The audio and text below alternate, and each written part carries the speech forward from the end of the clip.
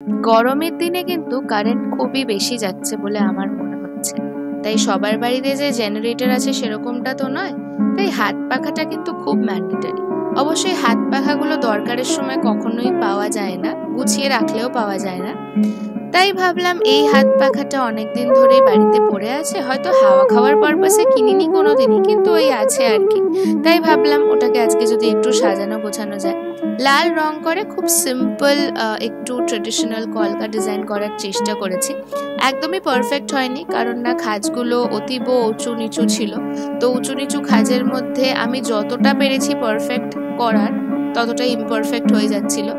তো হ্যান্ডেলে খুব সিম্পল একটা বর্ডার করেছি, আর সামনের দিকে একটা খুব ইমপারফেক্টলি পারফেক্ট একটা মাছ এঁকেছি। তো আশা করছি তোমাদের ভালোই লাগবে।